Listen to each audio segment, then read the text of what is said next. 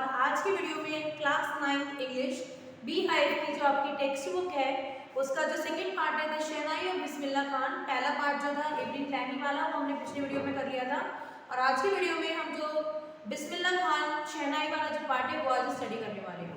तो जो बिस्मिल्लाह खान थे he was one of the best shehnai players of India और जिनको highest civilian award Bharat Ratna भी मिल चुका है और उससे पहले उन्हें पद्मश्री, पद्म भूषण और पद्म विभूषण यानी कि जो चारों हाईएस्ट अच्छे सिविलियन अवार्ड्स हैं इंडिया के वो उन्हें मिल चुके हैं, जिनका जन्म 21 मार्च 1916 को दुमराव बिहार में हुआ था।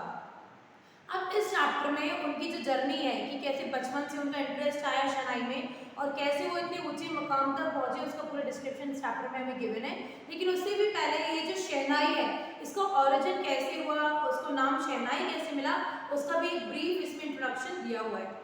राजा औरंगजेब जो था, एम्परर, मुगल एम्परर औरंगजेब था, तो उस टाइम पे एक म्यूजिकल इंस्ट्रूमेंट चलता था जिसका नाम होता था पुंगी। तो जो उसने इस पुंगी के ऊपर बैन लगा दिया था क्योंकि औरंगजेब को ये लगता था कि जो पुंगी की साउंड है वो काफ़ी अनप्लीजेंट है और काफ़ी पैनी और अच्छी आवाज़ उसकी नहीं है। तो उसने जो दरबार है उसने पुंगी के प्ले करने पर बैन लगा दिया। तो लेकिन उस टाइम पे कुछ लोगों को लगता था कि शायद इट विल बी रिवाइव यानी कि बाद में कभी ना कभी इस पुंगी को हम दोबारा से प्ले कर सकते हैं। अब एक जो बार्बर यानी जो नाई की फैमिली होती है वो अच्छे म्यूजिक घराने से ताल्लुक रखते थे। उन्होंने डिसाइड किया कि जो पुंगी है इसके नोट्स को, इसके म्यूजिक को थोड़ा सा स्वीट बनाया जाए। तो उन्होंने इसमें थोड़ा सा चेंज किया।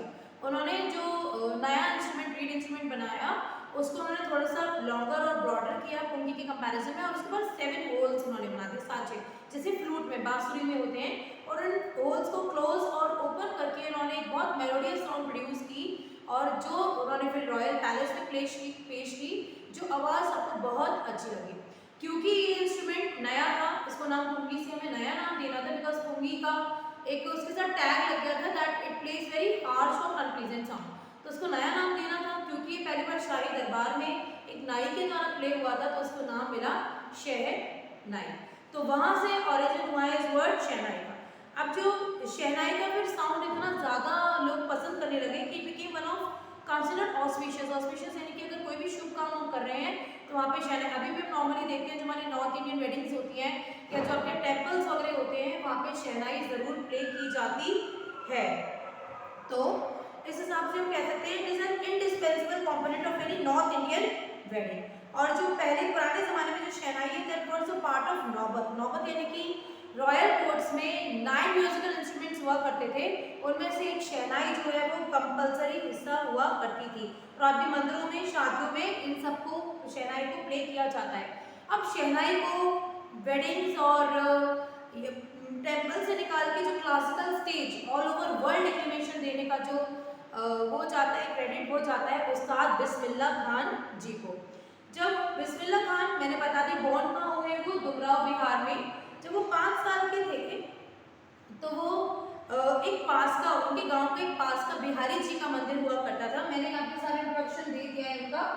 तो जो उनके बिहारी जी का मंदिर था जहाँ पे वो भोजपुरी चैत गाने जाते थे और उनको प्राइज के स्वरूप में 1.25 किलो का 1.25 केजी का लड्डू मिलता था राजा के द्वारा। तो उस छोटे से बच्चे की जर्नी कि कैसे वो जब मंदिर में भोजपुरी चैत गाते थे जिसके बदले में उनको लड्डू मिलता था से लेकर हाईएस्ट सिविलियन अवार्ड जो भारत रत्न उन्हें मिला है उसकी यहाँ पे डिस्क्रिप्शन है।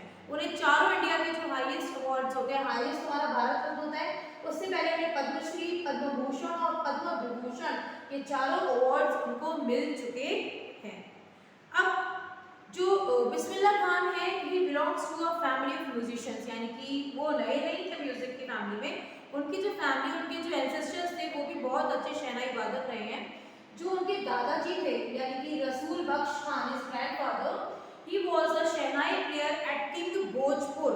जो भोजपुर के राजा थे उनके दरबार में वो शहनाई बजाते थे और उनके जो फादर थे पैगंबर बख्श वो भी एक अच्छे शहनाई प्लेयर थे। तो जो उनको विरासत में मिली थी एक तरीके से शहनाई की जो कला है that was in his blood because he belongs to a family of musicians.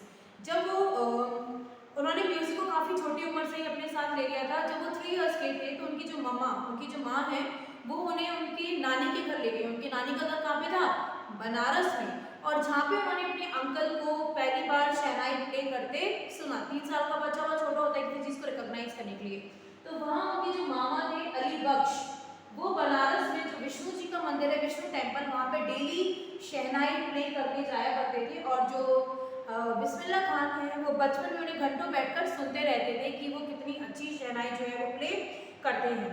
और कई सालों तक फिर उन्होंने धीरे धीरे शहनाई को प्ले करना शुरू किया और वो जाने लगे बालाजी मंदिर में और मंगला मैया यानी मंगला माता के मंदिर में, वो भी वहाँ शहनाई की घंटों तक प्रैक्टिस करते थे। प्लस वहाँ पे बनारस में कौन है, हमारी माँ गंगा है, गंगा जी का जो किनारा है उसके किनारे घंटों बैठकर वो अपनी शहनाई की प्रैक्टिस किया करते थे। और जो गंगा की जो वेव्स हैं, जो लहरें हैं, वो उनके माइंड को और सूथ और रिलैक्स करती थी। So he was inspired by the flowing waters of Ganga. जब वो 14 इयर्स के हुए, धीरे धीरे बचपन से अब जा रहे हैं टीनेज में, तो जब 14 इयर्स के हुए तो अपने मामा के साथ पहली बार गए थे इलाहाबाद म्यूजिक कॉन्फ्रेंस। ये सारा उनका वर्क है कि कहाँ से उन्हें रिकॉग्निशन मिलना शुरू हुआ। तो जब वो 14 इयर्स की एज के थे तो अपने मामा अली बख्श के साथ गए थे इलाहाबाद म्यूजिक कॉन्फ्रेंस में, जहाँ पे एक बड़े म्यूजिशियन थे जिनका नाम था उस्ताद फयाज खान। उन्होंने उनकी पीठ थपथपाई और कहा कि बेटा तुम मेहनत करते रहो और एक दिन तुम जरूर आगे जाओगे। उन्हें पहला जो ब्रेक थ्रू है, ब्रेक थ्रू यानी कि एक्लेमेशन, जब उन्हें लोग जाने लगे तो 1938 में ऑल इंडिया रेडियो, उस टाइम पे रेडियो चलता था हमारा, है ना, तो रेडियो जो था लखनऊ में उसका इनॉग्रेशन हुआ था and he was one of the, उनका तो प्रोग्राम्स उस पे आज चलते थे, तो उसमें उनका प्रोग्राम आता था जिसपे वो शहनाई प्ले करते थे and he was one of the best या most heard shehnai player of that time.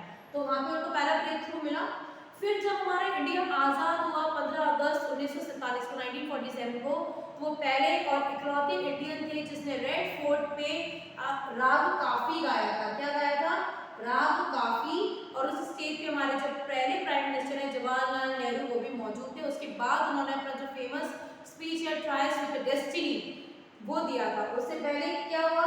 Bismillah Khan played राग काफी फ्रॉम रेड फोर्ट। तो ये सारे उनके वर्क्स दे रखे हैं। अब सिर्फ इंडिया में ही नहीं, जो बिस्मिल्लाह खान है उन्होंने बहुत सारी परफॉर्मेंसेस अब्रॉड भी दी हैं। तो उनका जो पहला विदेशी ट्रिप यानी कि इंडिया के बाहर जो ट्रिप था that was to Afghanistan. Afghanistan में उन्होंने वो शहनाई प्ले की और जो वहाँ का राजा था किंग ज़हीर शाह, वो उनसे इतना ज़्यादा फैसिनेट और इतना ज़्यादा इम्प्रेस हुआ कि उसने बहुत सारे उन्हें पर्शियन कारपेट्स और बहुत सारे प्राइसलेस चीज़ें उन्हें और गिफ्ट में दिए थे। अब सिर्फ वही नहीं, जो राजा अफगानिस्तान का राजा ही नहीं जो उनसे इम्प्रेस था, एक बॉलीवुड फिल्म डायरेक्टर था जिसका नाम था विजय भट्ट। वो इतना ज़्यादा उनकी शहनाई से इम्प्रेस हुआ कि उसने अपनी मूवी को नाम दे दिया गूंज उठी शहनाई, जिसमें बिस्मिल्लाह खान जी के द्वारा गाया कंपोज किया गाना था दिल का खिलौना है टूट गया। That was one of the greatest chart busters of that time, मतलब हिट था, एक सुपर हिट। फिर उनका हालांकि यहाँ पे जो वर्ड आ रहा है बेटा सेलुलॉइड, सेलुलॉइड का मतलब होता है फिल्मी दुनिया। तो फिल्मी दुनिया में हालांकि उनका काम बहुत सराहनीय था, कई लोग उन्हें पसंद करते थे, लेकिन उन्होंने सिर्फ बॉलीवुड में 2 ही बार प्ले किया है, सिर्फ 2 चीज़ों। पहली हो गई विजय भट्ट की गूंज उठी शहनाई जिसमें उनका गाना था, और दूसरी थी विक्रम श्रीनिवास की कन्नड़ व्यंजन जिसका नाम था सनादि अपन्ना। तो यही 2 उनकी जो फिल्मी दुनिया से रिलेटेड वर्क है। और उनसे बाद में पूछा गया तो उन्होंने बोला कि ये जो फिल्मी दुनिया की आर्टिफिशियलिटी है वो मुझे रास नहीं आती, यानी कि मैं ये जो ग्लैमर वगैरह से दूर रहना चाहता हूँ और मैं अपने नेचुरल एनवायरनमेंट में ही रह सकता हूँ। अब क्योंकि इतने बड़े लेवल पे वो पहुंच चुके थे तो उनको ऑब्वियसली बात है रिकॉग्निशन मिला, तो अवार्ड्स की उनके लिए कोई कमी नहीं थी, अवार्ड्स का उनके पास ढेर था। तो वो पहले इंडियन थे जिनको Lincoln centre hall United states of America में प्ले करने के लिए बुलाया गया और उन्होंने कहाँ का अब्रॉड प्ले किया, that was world exposition in Montreal.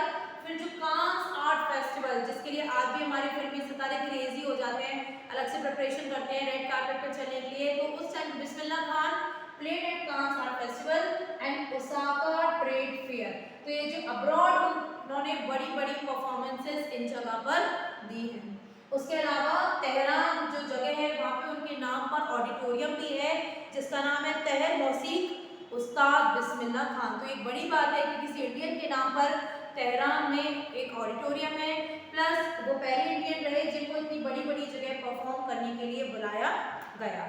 क्योंकि हम अवार्ड्स डिस्कस कर चुके हैं, उन्हें सारे नेशनल अवार्ड्स मिल चुके हैं, पद्मश्री, पद्म भूषण, पद्म विभूषण और भारत रत्न। तो हमारा हाईएस्ट सिविलियन अवार्ड है भारत रत्न भी अवार्ड इंडिया में नहीं है। नाउ और ये जो भारत रत्न है ये उनको मिला था 2001 में, 2001 में। Now all I would like to say is that is Hindustan even okay। अब उन्होंने जब उनको ये अवार्ड मिला तो उनकी आंखों में एक चमक होती है खुशी की, जब आपको इतने बड़े अवार्ड से नवाजा जाए। तो उन्होंने सिर्फ एक ही बात कही थी कि अपने बच्चों को हिंदुस्तानी म्यूजिक सिखाओ, क्योंकि ये हमारे देश की सोल है, आत्मा है। और अब तो लोग विदेश से आ रहे हैं हमारा म्यूजिक सीखने, तो हमें अपने बच्चों को हिंदुस्तानी म्यूजिक सिखाना चाहिए। अब क्योंकि उन्होंने विदेश टूर किया है, काफ़ी जगह घूमे हैं, लेकिन वो हमेशा अपने देश के बहुत करीब रहे हैं। जब भी वो बाहर विदेश में होते थे हमेशा इंडिया, उनका जो बनारस है वो उन्हें बहुत अच्छा लगता था, प्लस उनका दुमराव, उसको वो उन्होंने कभी नहीं भूला। एक बार एक स्टूडेंट ने उनसे कहा था कि आप सर यूएसए में शहनाई स्कूल खोल लो, आपके लिए जो एटमॉस्फेयर है बनारस वाला मैं वो पूरा यहाँ पर क्रिएट कर दूंगा, बट प्लीज़ आप एक शहनाई स्कूल यहाँ पे खोलिए। तो उन्होंने उनसे तो जो खान साहब है मतलब बिस्मिल्लाह खान जी, उन्होंने बोला आप सब चीज़ें यहाँ पर ले आओगे क्या? आप माँ गंगा को आप यहाँ ला सकते हो, क्योंकि गंगा तो हमारे सिर्फ इंडिया में ही बहती है। तो बोले कि आप गंगा को मेरे पास यहाँ ला पाओगे? तो फिर ही बिकेम आंसरलेस। तो इसलिए उन्होंने ये कहा कि कभी भी मैं बाहर होता हूँ तो मैं हमेशा अपने हिंदुस्तान को याद करता हूँ, और जब मैं बॉम्बे में होता हूँ तो मुझे हमेशा बनारस की और माँ गंगा की याद आती है, और जब मैं बनारस में होता हूँ तो मुझे दुमराव की याद आती है। तो जब आप फॉरेन में होते हैं उन्हें हिंदुस्तान याद आता है, जब मुंबई में है तो बनारस, और जब बनारस में है तो दुमराव, क्योंकि उनका जन्म जो है वो दुमराव में ही हुआ था। और बनारस में उन्होंने शहनाई प्ले करना सीखा था अपने मेटरनल अंकल के साथ और रिवर गंगा के किनारे। अब जो उस्ताद बिस्मिल्लाह खान है उनकी लाइफ एक परफेक्ट एग्जाम्पल है कल्चरल हेरिटेज का, यानी कि कोई भी इंसान जिसका जीवन पूरा के पूरे इंडिया के कल्चर को समर्पित है। और ये बहुत बड़ी बात है कि उनके जैसा जो पक्का मुसलमान, डिवोट मुस्लिम, यानी कि the one who have tremendous faith in his religion, तो he was a devout Muslim, but still उनकी जो सुबह होती थी वो काशी विश्वनाथ का जो मंदिर है वहाँ पे शहनाई प्ले करने से शुरू होती थी। और जैसे कि मैं बचपन में देखा वो भोजपुरी चैता गाने जाते थे, फिर बालाजी और मंगला मैया के मंदिर में वो शहनाई प्ले करते थे, और बाद में उनकी शुरुआत जो है दिन की वो काशी विश्वनाथ में शहनाई प्ले करने से होती। तो that's a great thing and a great example for every Indian. अब जो उस्ताद बिस्मिल्लाह खान है उनकी जो डेथ है लॉन्ग इलनेस 90 इयर्स की हो गए थे ऑन 21 अगस्त 2006, और उनको एक स्टेट फ्यूनरल गवर्नमेंट में उनको as a because he was having the highest civilian award वो मिला था, और एक दिन का जो शोक है वो इंडियन गवर्नमेंट ने उनके लिए अनाउंस किया था। तो ये है पूरी स्टोरी बिस्मिल्लाह खान की। प्लीज इस फ्लो चार्ट को आप लोग अच्छे से बना लेना। उनका यहाँ पे बॉर्न ईयर, उनके ग्रैंडफादर, उनके फादर, उनके मैटरनल अंकल, फिर कहाँ वो बचपन में मंदिर में गाने जाया करते थे, ये सारा उनका वर्क है।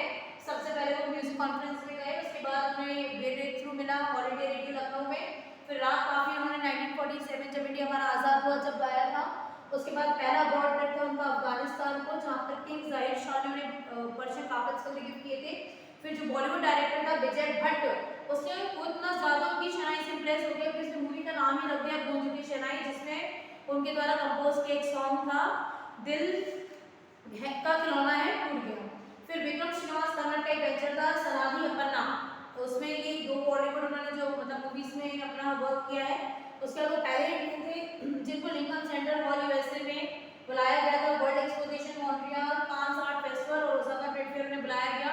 फिर एक ऑडिटोरियम है तेहरान में जो उनके नाम पर है, और ये उनके नेशनल अवार्ड्स हैं जो उनको मिले हुए हैं।